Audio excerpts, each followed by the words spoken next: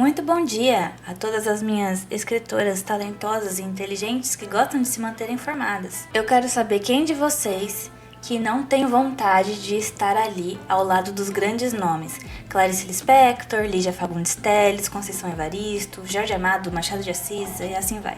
Mas você sabe o que todos esses nomes têm em comum para estarem ali juntos nesse panteão? Meu nome é Débora Belmiro, eu sou editora, trabalho com escrita há mais ou menos uns 5 anos e hoje eu quero trazer uma discussão importante aqui para vocês, minhas queridas, belas escritoras, que é sobre tradição literária. Quando eu entrei na faculdade de letras, eu não entendia o porquê que alguns autores eram considerados tão geniais. Por que a gente falava tanto de Machado de Assis?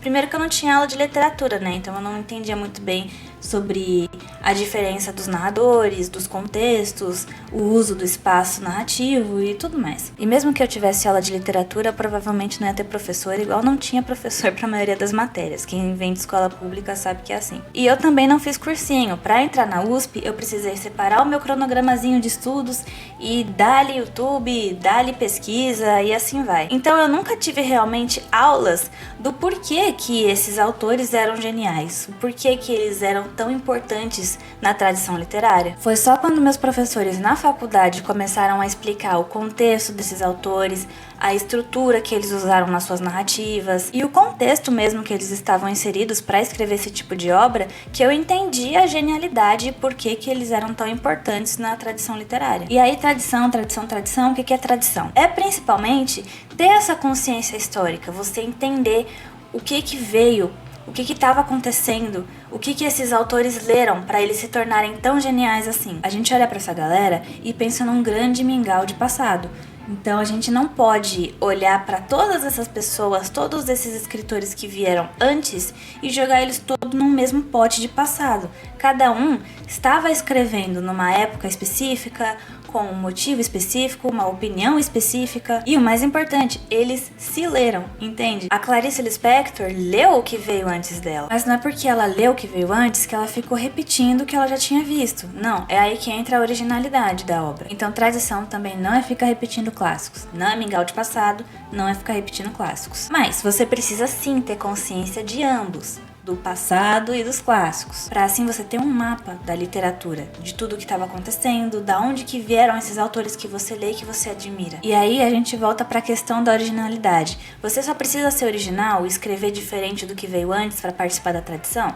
Não, originalidade é muito importante, mas você precisa entender o que veio antes, precisa conhecer o que veio antes. Então é aquilo, o mapa é importante.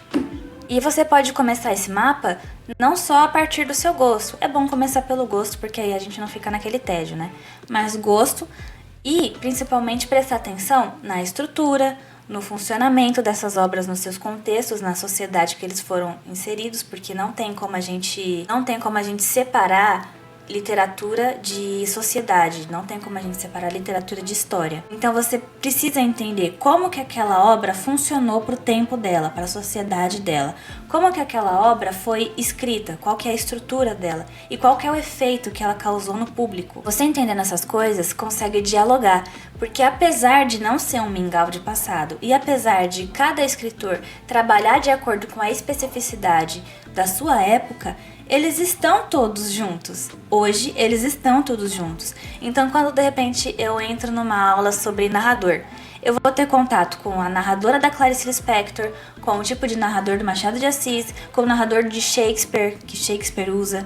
Então, assim, todos eles existem ao mesmo tempo hoje. É como se fosse uma sala com autores, grandes autores, e você pode entrar nela. Mas o que você vai fazer quando você entrar nessa sala? Você sabe do que esse pessoal está conversando? Você tem alguma coisa para acrescentar a essa discussão? Porque cada autor trabalha assim com o seu tempo, cada autor trabalha assim com a sua sociedade. Eles estão conversando nessa sala. Cada um veio de um lugar diferente, cada um veio de um tempo diferente. Mas acontece que eles estão todos falando com literatura. E você também quer falar a partir da literatura. Então o que você tem para acrescentar nessa discussão que o Shakespeare está tendo com Machado de Assis? A tradição não é uma coisa herdada, não é porque você nasceu em um determinado país, porque você escreve na língua portuguesa que você faz parte da literatura de língua portuguesa.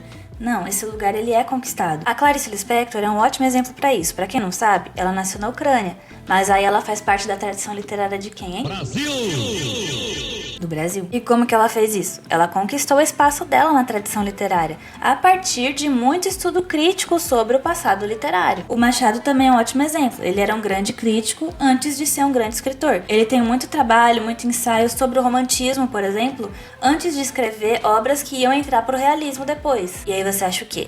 Que isso foi uma ruptura espontânea porque ele era um gênio. Claro que ele era também, né?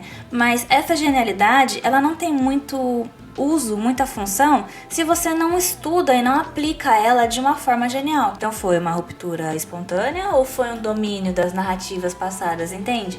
Ele estudou muito para poder aplicar a genialidade dele a partir desse estudo. Quando você escreve, você tá colocando algo ali na tradição literária, você tá colocando algo na literatura brasileira, entende? Então, quando você coloca, você tá realmente tendo uma responsabilidade, você tá realmente levando a sério, sabendo que você tá entrando na mesma sala que a Clarice Lispector. Quando uma nova obra é concebida para o universo da literatura brasileira, ela conversa com todas essas outras obras que existiam. A gente tem um universo ali de obras escritas em português. E você, escritora que escreve em português, você tá participando dela.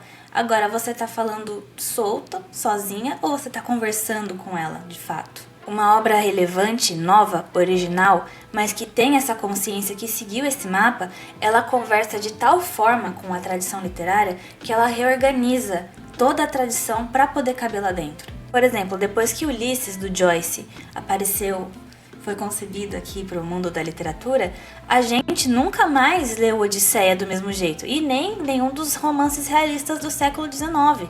Então, de certa forma, reescreveu toda a tradição literária, reorganizou toda a tradição literária, porque depois que aquilo passou a existir, a gente começou a ter uma nova visão sobre tudo que veio antes. Então, o sistema literário, a gente pode conversar mais pra frente porque que é um sistema. O sistema literário, ele tem uma dinâmica, uma relação muito viva de presente e passado. É uma coisa muito dinâmica, porque quando você lê o que veio antes, você já é influenciado por aquilo.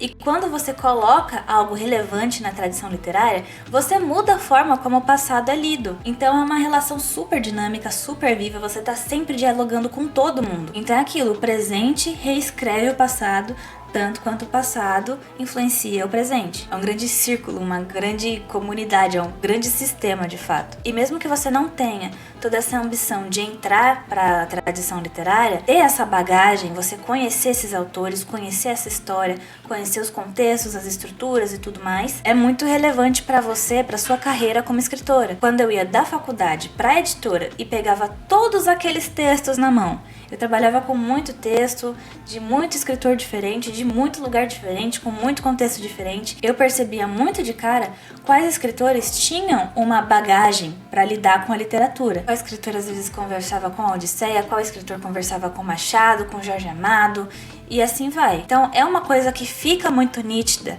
para quem tem paixão por literatura, para quem lê, para quem trabalha com texto, para beletristas em geral e para estudantes de letras, por exemplo. E isso faz muita diferença, tem muito peso num processo seletivo, por exemplo. Eu conseguia enxergar num autor um potencial para estar na tradição literária junto com Jorge Amado, junto com Machado de Assis. Talvez a maioria não estivesse no patamar ainda, mas você percebe que a pessoa tem o gosto, tem a paixão pela tradição literária a ponto de entender o funcionamento dela e entender qual a contribuição que ela pode dar para essa tradição, para o Brasil, para literatura em geral. Então, se você, escrevendo uma coisa nova, conseguir conversar com todos aqueles que vieram antes de você, transformar tudo que já foi escrito, claro que parece uma coisa muito trabalhosa, parece uma tarefa muito árdua, mas são coisas que vão acontecer naturalmente quando você realmente se integrar na literatura, o que se escrevia antes, o que a crítica achava do que se escrevia antes, o que a crítica acha sobre o que se escreve agora. Se você, escrevendo uma coisa nova, conversar, conseguir transformar o que já veio antes, você com certeza vai entrar para a tradição literária. Pode ser uma coisa até que você não vai conseguir controlar. É claro que você falar sobre transformar tudo que já veio antes parece uma coisa muito impossível de se acontecer. Quando você lê A Hora da Estrela, você tem consciência da escrita genial da Clarice Lispector. Então você já digeriu aquilo já faz parte da sua escrita, do seu ser, de alguma coisa que você consumiu. Então já faz parte de você, já se integrou a você. E a partir disso, você consegue conversar com a Clarice. Você pode, de repente, mudar a forma que o Rodrigo é visto. Você pode, de repente, mudar a forma que a Macabea é interpretada a partir da sua obra.